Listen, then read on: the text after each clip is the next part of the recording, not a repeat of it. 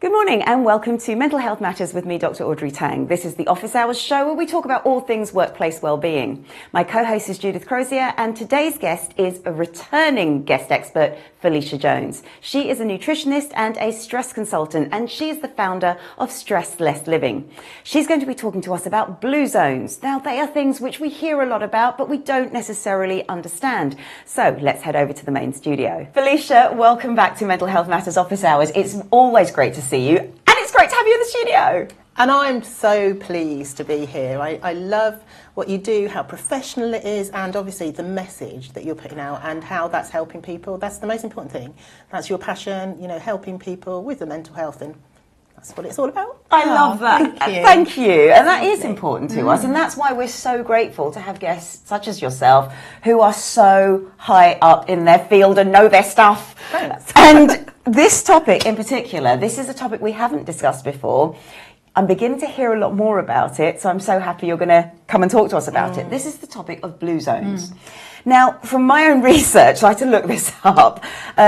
It's encouraging people to do things like move a bit more naturally, using the environment a bit more, having a sense of purpose, which I think it fits within positive psychology. Downshifting, so trying not to be in the rat race anymore. I'm not quite sure how that can work, but the 80% rule interested me, and I think as a nutritionist this will be something that you will also be able to expand on, is eating until 80% full, not overeating, and focusing on a plant-based diet primarily. Also fostering a sense of belonging and actually surrounding ourselves with the right tribe, and I love that. How does each of that really work in practice? Yeah, and I think that's it. You know, theoretically, it's great, and I love it. I actually recommend people look at the website to do with blue zones. I really do. But I think we need to remember it's a concept, and it's based on normal people living their regular lives. And we can learn from that, and we can adapt. But it's not people who've been put in these, I don't know, studios or in these gardens to garden for a while, and then what can we learn? They're living their regular lives. So when you look at these societies, you have people who for years and years have their own garden and they grow their own produce, and then from what they grow they have it to share with their family and friends, so that's community. Or maybe they, you know, give some additional to people who live in the community. So that's all community. They're obviously using their body because it is hard work. I think people... It's very hard work. People don't say gardening is hard work, or planting and growing. Exactly. So they're exercising, they're getting that, they're being out in the fresh air. So all of those things are things that we romanticise, I guess, nowadays, saying we should go towards doing that. But I think it's a recognition that they are things that we can try to move towards to attain, but in a natural way, kind of doing it as an everyday, you know, the same way they do, everyday purpose. You're growing and you're eating that food, and once you actually know what you're growing, you have more of a connection anyway. Of course, So I think if people want to actually start thinking about this, you don't have to grow, because not everybody's got a garden to do that, but just taking maybe one of the principles, like it might be community. And it might be that you want to hang out in a community cafe, or you just want to meet up with friends at a certain time. Start with that. And then, you know, build from that, rather than thinking, these blue zones, they've got all of the answers, we've got to do all of it. Because it can just be overwhelming. See, I really like that. I know you're going to be pulling unpacking this a bit more, but we've had architects on the show, master planners, who create communities like this. And I get that, because then you can almost inbuild the fact that you've got parks and you can walk everywhere and you can grow things and everything. But I know, coming at it from, I guess, a layperson's point of view, I will sit there and go, do I have to move to a blue zone? How do I find these blue zones? Are they denoted? And it's confusing. Sorry, excuse me, choking myself. It's confusing more than overwhelming for me, I think. So the other thing I would say with that is, when you actually look at some of the areas, or well, quite a few of the areas that they will talk about, Okinawa in Japan, a lot of those areas are actually changing because of the younger population's demographic. Not everybody in that area adheres to the same kind of philosophy. So some people there will be eating fast foods. Some people there aren't as healthy. So we need to kind of take that in perspective and not, as I said, romanticise it as well. And feel bad about ourselves because we're not living in this perfect blue zone. Yeah. I love that, and that's what I love about you, Felicia. It's always common sense. Yeah, exactly. And it is so important to remind, I think, everybody and ourselves sometimes that we see these things on paper and then suddenly go, "Oh, this looks like a great idea." But then, how do we implement it? Well, actually, what you're saying is we can just pick one thing. Yeah, focus on that one thing. Start small and kind of build up to the ideal, I guess. Absolutely, absolutely. Love it. Oh, it does sound really great. And so why is the environment that we function within such a key factor to our well-being? I love that because, there's a lot of talk on you are the sum of the 5 people you're around. But really, when you think of, and talking about the urban planners that you were saying, I do actually love what they do. When I was at the Wellcome Trust, they had this urbanisation. And so there's a lot of research about nature and how it can actually physically help us. And so they were actually showing that, this can be incorporated, having plants in your house. Yeah. So it's all of those benefits that we have. But our environment really helps to keep us safe. Yeah. It helps us to feel nurtured, to grow and develop. Yeah. And, particularly if you have got quite a chaotic lifestyle, then you come into a house that's quite messy and that's still in your head. You have nowhere to be calm, nowhere to centre yourself. And so I think, that environment is really important. And we don't all have the luxury of that. You might be living in a tiny flat and your neighbours are really noisy and you can't move. Yeah. But maybe there is some way that you can put something beautiful that you can look at. And that can stimulate you, that can help your nervous system to just be calm when your neighbours are going off. Again, because I think when we talk about a lot of things, and I work with everyday people, we don't all live in these huge houses with these wonderful gardens where you have your growing patch, where you have your relaxation. We don't. Yeah. The reality is that a lot of us are really busy. We come home and the house isn't necessarily as we want it to be, but we can create a little space or something that we can identify with, really, that makes it our safe zone, makes it our quiet place. So then what would you say to an organisation where maybe somebody has kind of embraced all of these principles and realised that organisation isn't for them and then they up and leave? It's a challenging one. If you're asking me as a consultant going in, then it's my job to advise about how, to have a healthy environment. True. And that is to help your employees feel healthy, feel well. But I don't think that the employer thinks they're going to leave. But I say great. Really, that is the purpose.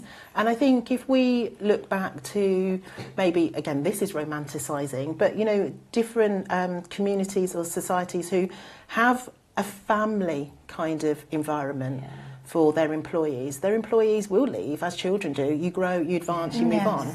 And it should be a process that you're happy that they move on. I've heard of actually employers knowing somebody and saying, my staff member is really great. Yeah. I think they've outgrown. I think they'd be really good for you. I love that because that's actually not only advancing the employee, that's actually saying this is the kind of organisation that lots of people would want to work for. But it's rare. To be fair, it is actually rare to do that. But I think it's a really important kind of facet for employers to think about their employees. What's the value of them as human beings, not as numbers, and on a spreadsheet. And so, when I have been working with employers and talking about the staff, it's almost training the employer to think in a different way. Yes. It's not about how are you going to make them more productive and be healthy, but it's almost like thinking about yourself as well in that process. Yeah. How are you going to be able to accept the things that are uncomfortable? And it comes up. It's quite surprising how often that comes up. I love your point about family.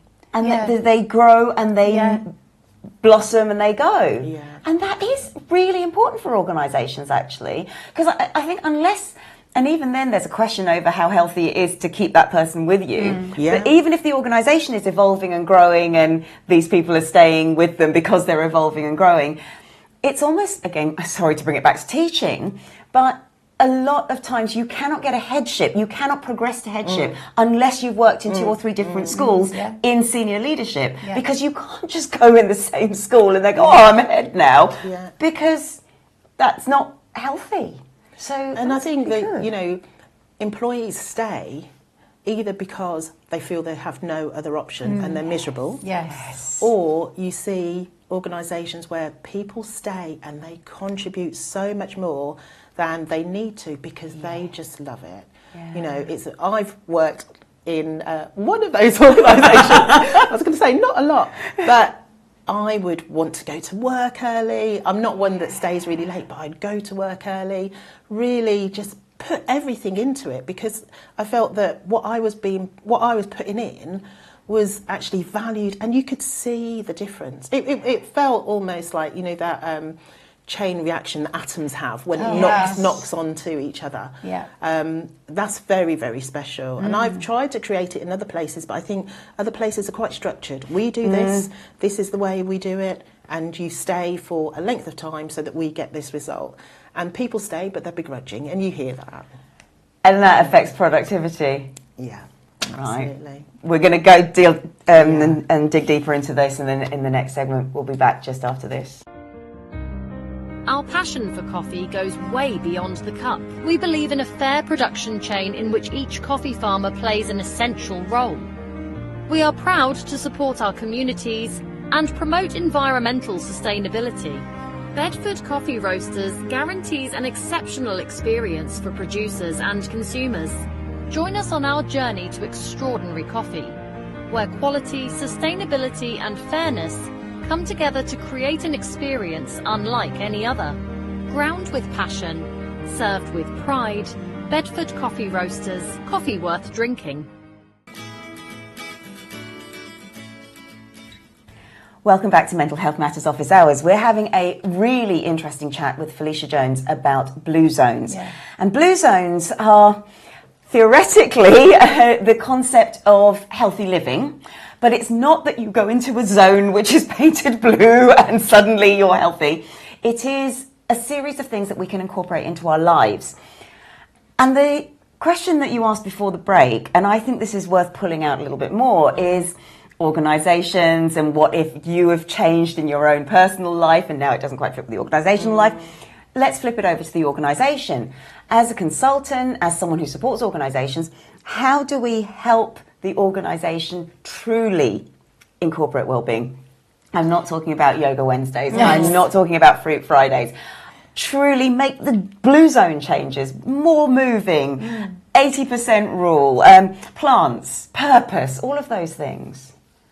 Yeah, I mean, I think that some organisations very much have that at the forefront, and so they're thinking about that.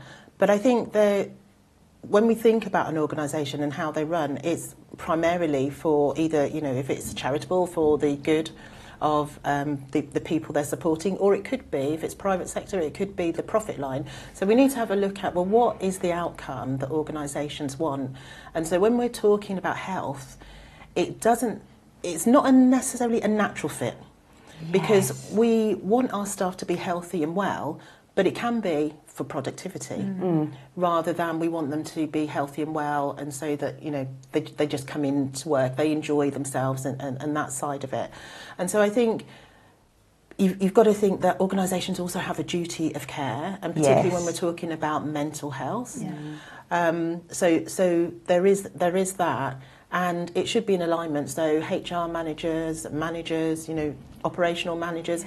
And what often happens that I've seen is that you have certain sectors on board. So you might have the HR department that are all like, yes, let's put it on our intranet and everything like that. And then you've got an operations team that are really busy and they can't incorporate that. So I believe that it's about people having discussions about what can we do and how can we practically do it? Not theoretically, how can we practically do it? And then speaking to the staff, because I think I've seen HR come up with all these great ideas and the staff are like, that's not what I want. I'm not I'm not interested in that. And I think one of the things, particularly, like you were joking about, you know, the yoga and that sort of thing. But it happens. But there's all this thing as well about staff all connecting and eating together. But some staff might want to sit on their own. Yeah.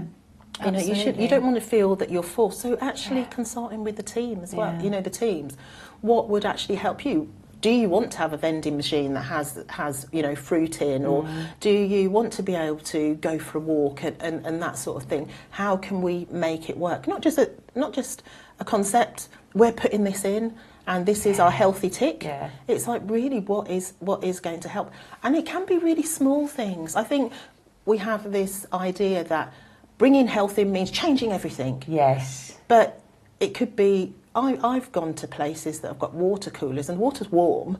I know it sounds really silly, but who wants to drink warm water? Yeah. Just checking that the water's cold, or you've got space for a fridge, and that means people can bring their things in. It can be really small things. That's something that I don't think we mention enough, and I don't think consultants mention this enough, probably because their bread and butter depends on it. But one small change, just make that one small change and consult with the staff, see how that works, and if that works, then move on to the next one. That makes perfect sense. I've seen organisations where it was a movement thing that they wanted to put in, so everybody got discount gym membership, which is fine, except for the organisation was spread out around the whole of the city, which meant that half the organisation were near the gym. The other half, it took them an hour to get to the gym, let alone work out. So how stressful is that? Yeah, then you think, I've got to do my workout. Right, exactly. It's not a benefit, relaxing. It's not a benefit for them at all. No. And so I think you're absolutely right in the HR department consulting, and maybe even letting some departments have a bit more autonomy over how it's implemented. Because, say, an IT group within a bigger organisation, they're probably on call 24/7. They can't have lunchtime runs at 1 o'clock because they're all fixing everybody's computers who have gone out for the run. So you're absolutely right in saying it's just make the small changes. Yeah. That's so important. I've personally come across another situation. I don't know, I would love to get your professional opinion on this one. There was a company that I was doing some wellbeing training for. The head office is Scandinavian.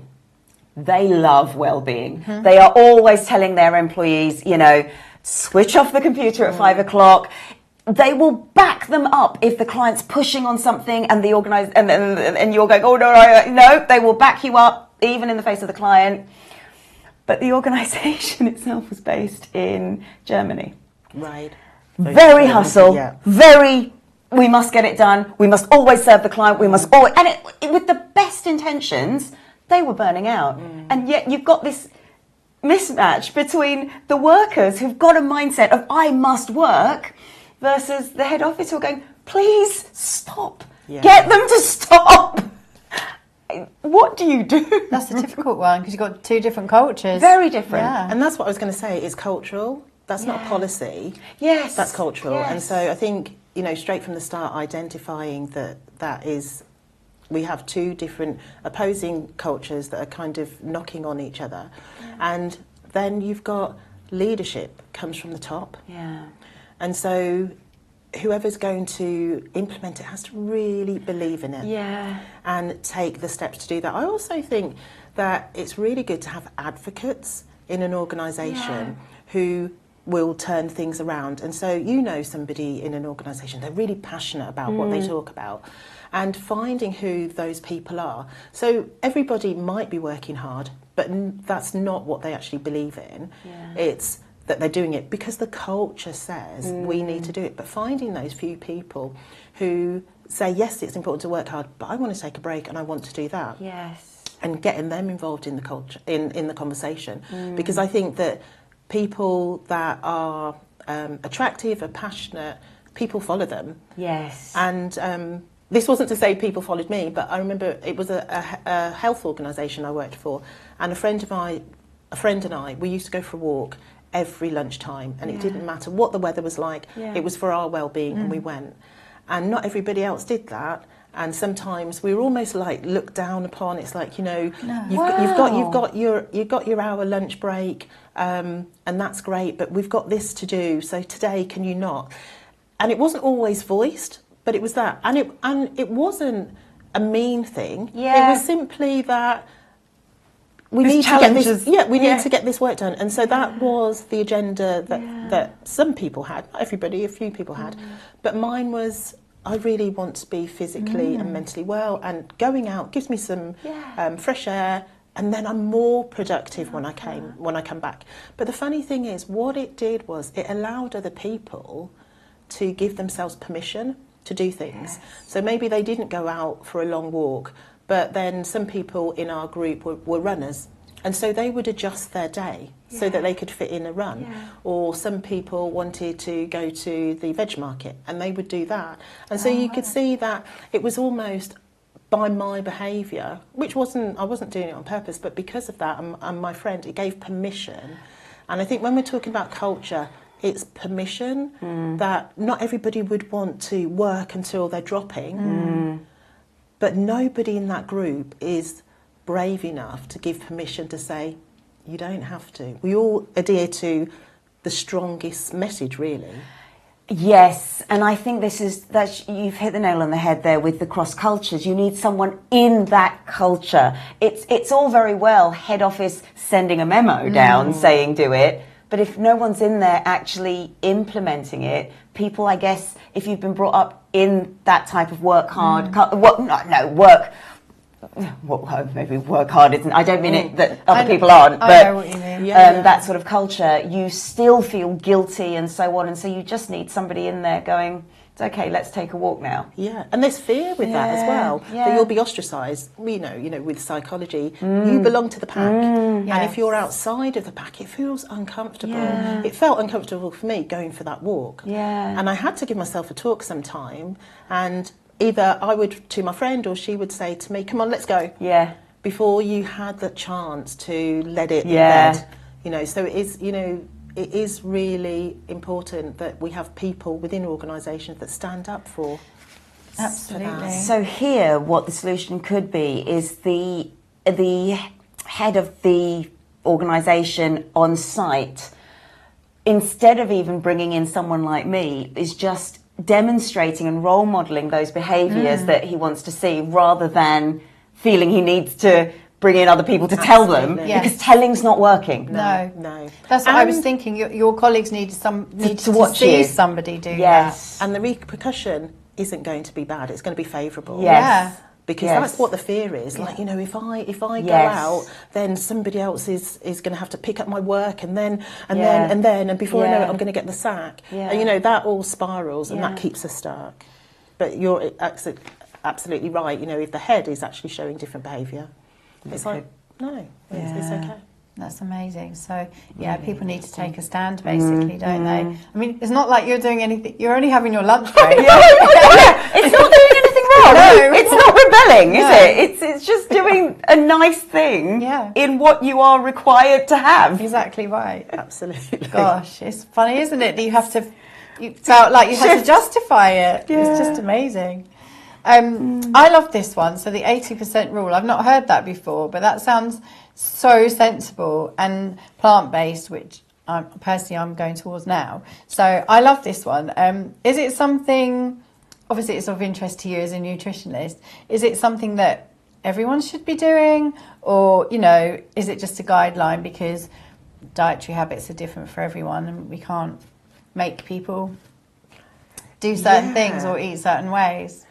I'm going to stick a bit into that one because, Go on. You know, for me as a nutritionist and with the client base that I work with, it's often people that are really at the end of their tether. There's all of this, you know, we've talked about it before, all the things on social media, you should do this, you should do that. There's all of this confusion about where to go. Yes. So I try to create a safe space for people to come and be who they are, meet them where they are, we talk about it. So I try and stay away from these really hard rules.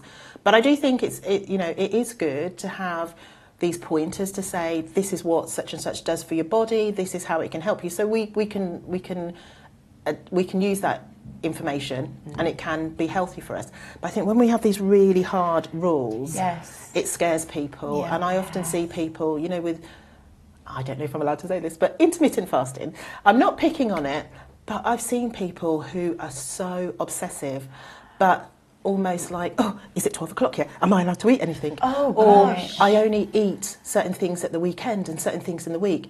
And although it's healthy, it's distorted eating. It is, yeah. We kind of say, well, we don't say it's distorted. We kind of say, yes, that is healthy.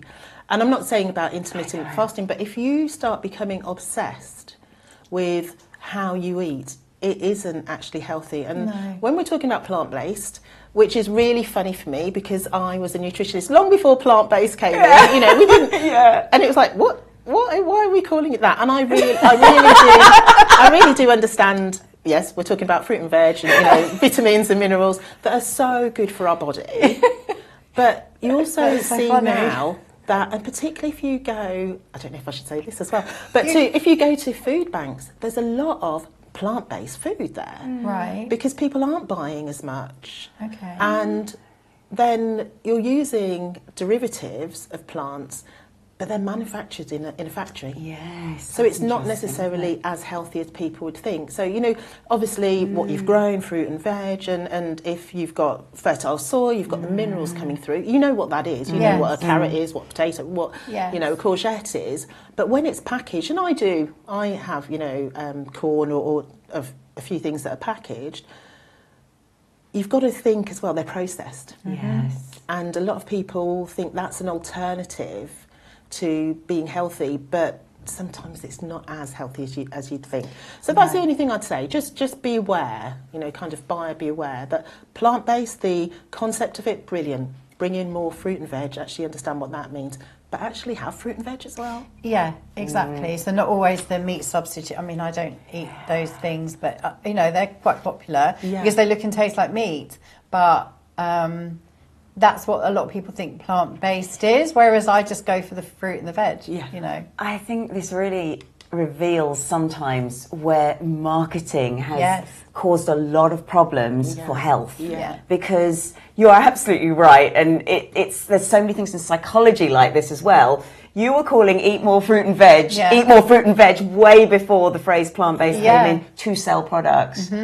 On that note, we're keeping Felicia and we'll be back just after this. Navigating today's workplace is tough. Toxic employees, endless drama, a lack of motivation. We've all been there. But fear not, we are here to help. My name is Leanne and I'm a chartered psychologist. My name is Al and I'm a business owner, and together we dig into the scientific and commercial secrets behind great workplace cultures in Truth, Lies and Work. A no-nonsense, award-winning psychology podcast brought to you by the HubSpot Podcast Network. We explore practical strategies for building a great workplace.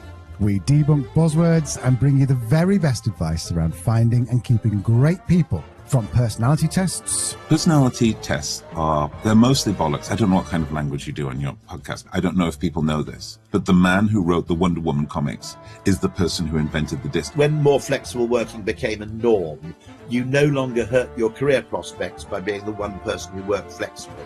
All the way to avoiding high turnover. We recruit and promote people to managerial roles based on their technical skills, not their people skills. This is a very fundamental problem we have, which we haven't directly tackled. From toxic-free cultures, interventions for the individual are only half the answer. Systemic change is the other half. to sustainable growth. Thinking beyond just paying somebody a good salary, I think is super necessary now. We have to offer so much more than that. We have got you covered. So join us on Tuesdays and Thursdays where we help you to simplify the science of work and build amazing workplace cultures.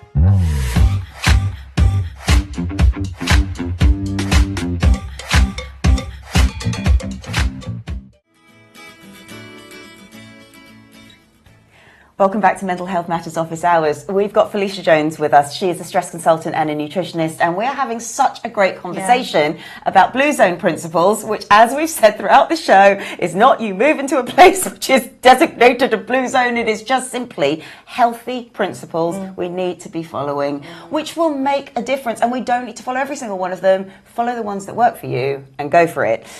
But on that,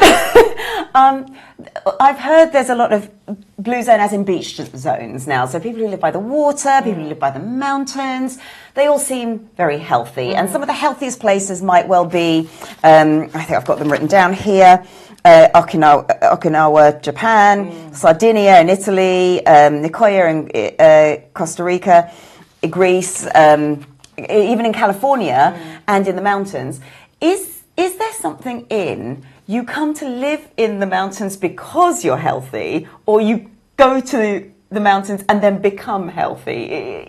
You know, is there a cause and effect there? I think the other thing with blue zones is that we're looking at people who live to 100. That's what we were looking at, longevity, and that's something that we all aspire to. And so this is why the blue zones have become very popular. It's not only because people are healthy, but because they're living for a very long time. So, you know, that's one thing that we need to think about. But the other thing is, again, with who I work with, they don't live by the beach necessarily or in the mountains. And so why should you feel guilty because you don't have that? It's not going to happen. You know, you could go on holiday once or twice and it's great. And then you come back into your urban area. What are you going to do then? You know, so I think people are healthy in blue zones, as I said before, because it is their natural habitat. And so they're growing food, they're sharing, they have that community. Again, I want to bring up that it's hard work. It's not only, you know, I mean, when you look at as well, a lot of blue zones, they're not the environment isn't straight. A lot of them are hilly and, you know, just quite abstract. And so people are walking for miles and that sort of thing. And so they're getting activity in.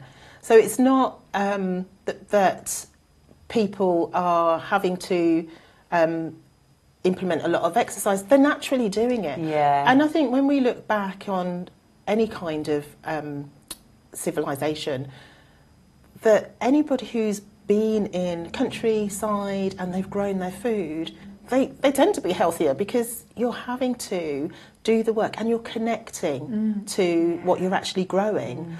But coming back to, if you're actually in an urban environment, it's different, and you're not going to necessarily have that, particularly if you're working, if you're busy, and you know you haven't got access to those.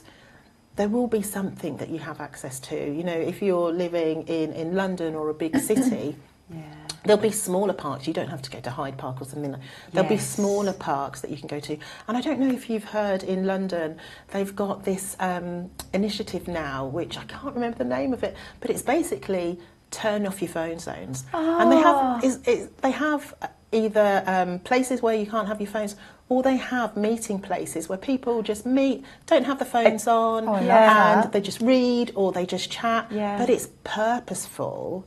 Not having your phone on. And I think in a way it's quite sad that we've had to go there. Whereas, you know, look at the blue zones and they're doing it because it's their natural environment. We're having to create that. But it's working. People are actually saying their mental health is better.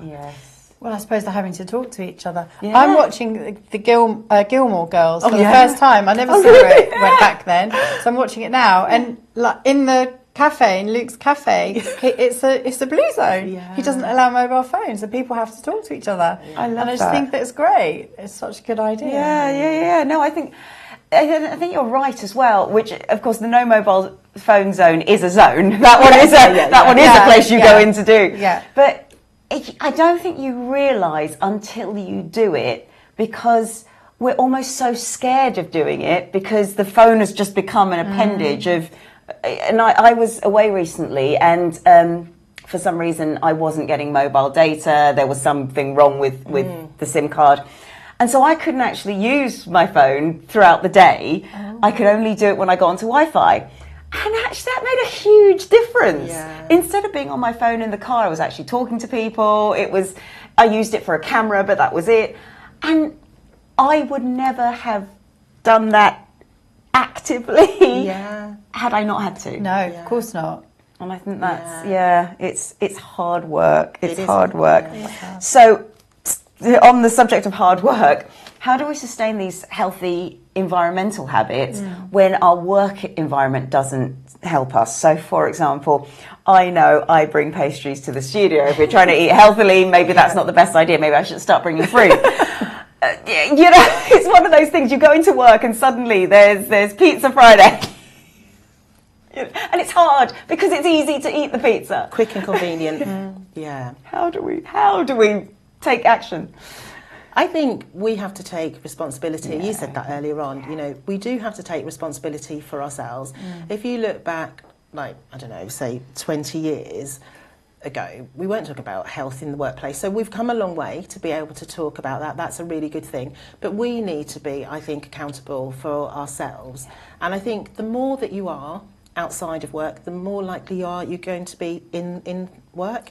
I'm thinking of some programs that I've run and worked on, and not only weight management programs, but other health programs as well, that people who've talked about, you know, work's really difficult because people, like you said, are bringing in cakes and I've got to navigate all of that. Once they start actually making a healthy choice for themselves outside work, they don't want that.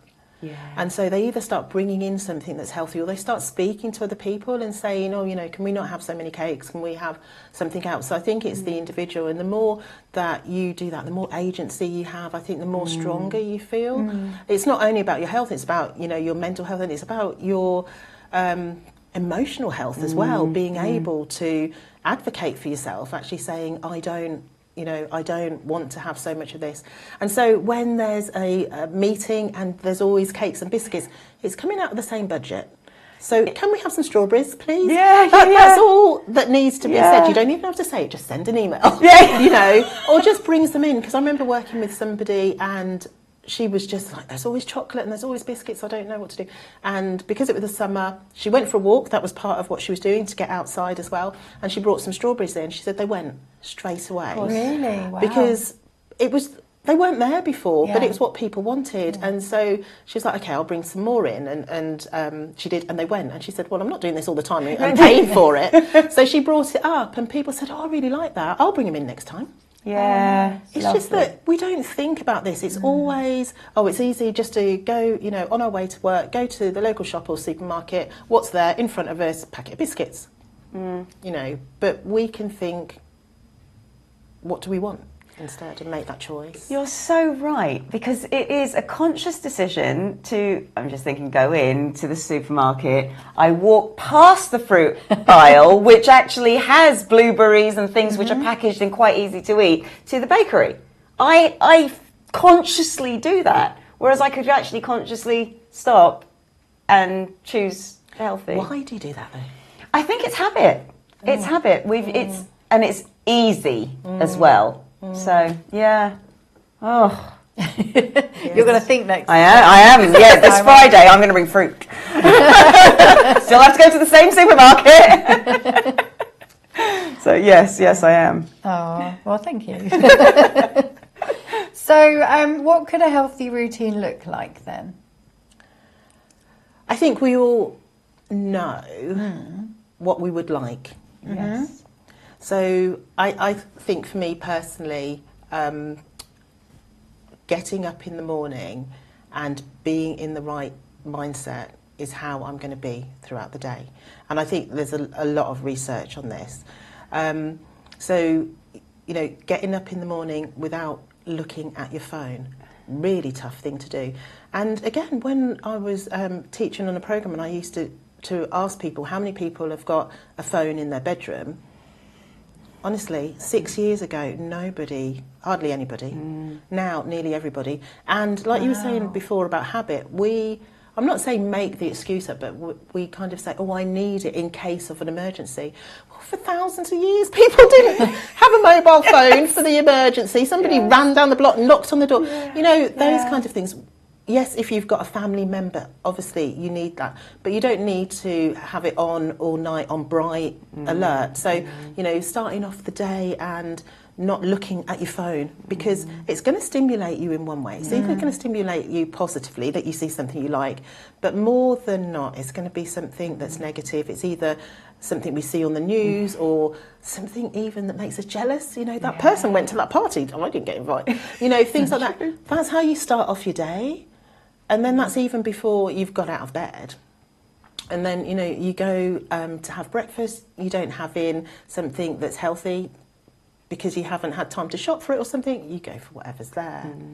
You know, so I think it's actually being conscious and having a strategy. And it sounds so boring, but saying, this is what I'm going to do. I'm not going to actually look at my phone. I'm going to wait until I've had breakfast, then I'll look at my phone. It's not saying don't do it until you've taken the kids to school or you've been in the office. Just, I'm not going to do it for the first sort of half an hour. I'm going to have some breakfast, I'm going to have my cup of coffee, just as quietly as I can with the kids running around screaming. I'm just going to do that. And you think to yourself, how much precious time is that's like, I don't know, say 2 hours before you go into work. The converse is you look at your phone, you haven't had your breakfast, you're all harassed before you even get into the car. Yeah. And then your day takes hold of you rather than you being able to, if we say control your day. So I think it's about us consciously thinking about how do we want to run our day. But for me, it's the morning. It's really having that morning. I mean, I do some meditation, I do some journaling, and for some people that's quite excessive, and do some yoga. You don't have to do all of that. You don't even have to do any of it, but I think just having a little bit of space before you go into the chaos of what the day's going to be. Yeah, that makes such a lot of sense. Absolutely beautiful. Felicia, we're keeping you with us for your top tips. We'll head over to Business Boost.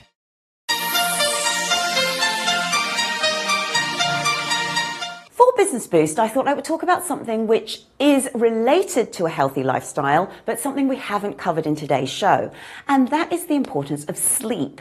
Now, we all know that sleep is good for repair and it's time for our body to recharge, but we don't always truly understand why, when we wake up after having a bad night's sleep, why we don't feel so great. I would like to make things a little clearer. Sleep happens in cycles. It happens in 4 cycles. 3 of them are non-rapid eye movement cycles, REM 1, 2 and 3. And then we have REM rapid eye movement sleep. So it happens in that cycle. NREM 1, NREM 2, NREM 3, REM. And this whole cycle takes about 90 minutes to 120 minutes. And the cycle repeats and repeats and repeats. Now, NREM 1 is when we're just drifting off to sleep, and then NREM 2 is when we're kind of in light sleep. NREM 3 and REM sleep are the 2 most important aspects of this cycle. NREM 3 is when our brain recharges our body. It repairs the muscles, it starts sending signals to repair and relax everything in our body physically. And then as we move into REM sleep, that's the rapid eye movement sleep, that's when we repair our brains. That's where we consolidate our memories, that's where we organize our thoughts, and that's where our brains get that little bit of a recharge. The problem is, if we get woken up before we access NREM 3 or REM sleep, so maybe you get woken up within, say, I don't know, 40 minutes of falling asleep, or whatever your own sleep cycle is, or maybe you get interrupted in a different part of the sleep cycle during the night, the whole cycle has to start again. And NREM 1 and NREM 2 are not that helpful to us when it comes to recharging and repairing our body and brain.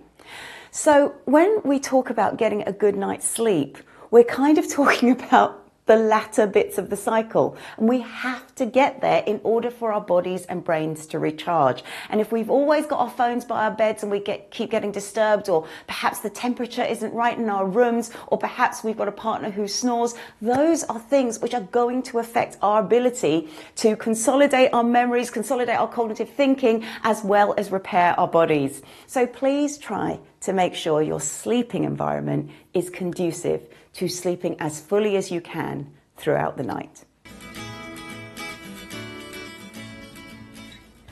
Well, we've reached the last part of the show, and it's been such a fun chat today. I really loved chatting with you. Thank you so much. It's really enlightening. This is the bit where we reflect on the things that we've taken away and learned, and there's so many things you've said, Felicia, which are so important, and accountability is one of them. It's setting our intention to choose whatever it is healthy for us, and that to me I think is one of the big things. And whilst I don't think it is easy to do, it's going to at least start me thinking about, well, what do I see as healthy? And therefore, what do I want to choose? I think I need to understand what I see as healthy first, before I can. It's like knowing your values. Absolutely. What is a value? Then what are mine? Kind of thing. Oh, So interesting. Yeah. That to me, I've taken. What about you, Jude?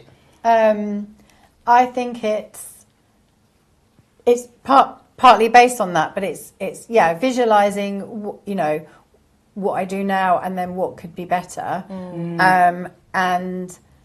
and actually kind of feeling it. So I've been by myself in my house for the last few days, and I've left the house this morning, and it is the tidiest it's been in so long, and I just feel really calm, and I just know that going back to it's going to be calm. So that kind of decluttering, but also because I've been on my own, I haven't eaten any meat or any dairy. So with my husband there, obviously he likes to eat differently, and it's easier to eat how he does rather than kind of eat two different ways. So that's now taught me that actually no, that's what I want to do, that's what I'm going to carry on doing. This is the work environment, home environment point you were making, isn't it? It's about retaining the habits now. When he comes back, then it's easier to implement. Absolutely. So you've just kind of made me realise that no, what I want to do is important, and that he, what he wants to do, that's how he likes to eat. That's fine. But that's not my values, if you like. Yeah. And I think what you've really given us today, Felicia, and thank you for this, is to put everything that we read about and hear about and see on Instagram and whatever into a practical context. You're talking about how we can apply this and use it in our lives right now, not just, let's just do this, do that, do the other, which in our heads we watch this reel and we go, I can do that, and we don't, because that's as far as it gets. You're actually saying, no, we need to take accountability, we need to make those choices, and actually the choice itself isn't that hard. Maintaining it might be harder, but if we're conscious about it, it's not that hard to make the choice. And asking the why is always important. So on that, Felicia, can we hand it over to you to do some top tips for sustaining a health change? I guess I work with people to give them permission as well. So yes, we do have to be accountable. Yes, it is a choice, but I always recognise it's hard. You're enthusiastic at the beginning. Then day 2, day 3, it becomes harder. So I know it sounds a strange thing to start off with, but recognising it's not going to be that easy. And then you don't fall into that pitfall when it does become hard of thinking to yourself, I've messed up, I can't do it. So actually recognising it's not all going to be plain sailing. And then the second thing is that I see people who achieve what they want to have got some kind of support.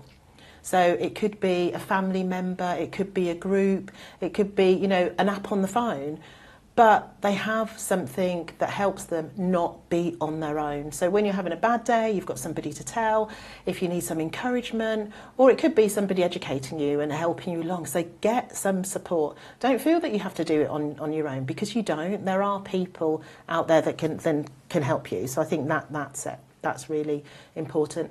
The third thing I'd say is go slow. We're all like, yay, it's not even January, but yay, I'm going to do this. I'm going to, climb Kilimanjaro and do all of these things. You start training, you're going up a hill and you realise you're not oxygenating your body. I've got lactic acid. It's not as nice as I think. I'm not going to do Kilimanjaro. Maybe I'll do Snowdonia. And then it goes down and down and down. I'll go to my local park, because it's hard work. But if we go slow and we think, right, okay, I'm just going to walk to, the end of the block, if that's as far as you go, or I'm just going to do 5 miles or however long it is, and then build up slowly. And then every time you do that, and this is the fourth thing, really reward yourself. Tell somebody. And it's so funny, I always say this, reward yourself, but not with chocolate or with lots of sweets. You can do, have a cake or something like that, but reward yourself with something that makes your brain recognise that this has been important, you've done it, you've celebrated. We all know cognitively what that does for us, to actually feel, I've achieved. You want to do it again.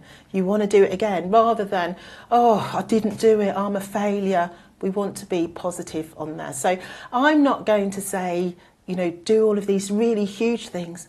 Keep it small, keep it simple, and enjoy it. Enjoy it. Felicia, you are so right. Yeah. You are so right. And it is about keeping it small, starting it small, building in those healthy little habits, whatever they are for you, not necessarily what everybody's telling us to do, because that may work for them, but that's them. Thank you so much. You will come back again, won't you? Because it's just such a joy chatting with you. Thank you. And it's, as I said, you know, it's my favourite show. Just the conversations that we have, and you know, you really believe in health, you really believe in helping people, and that's what it's all about. So thank you. No, you're so welcome. Before we finish, where can we find you? I'm at Stressless Living everywhere, really. Love it. Thank Love you it. so much. We'll put that with the show notes. And from all of us here on Mental Health Matters, have a healthy week.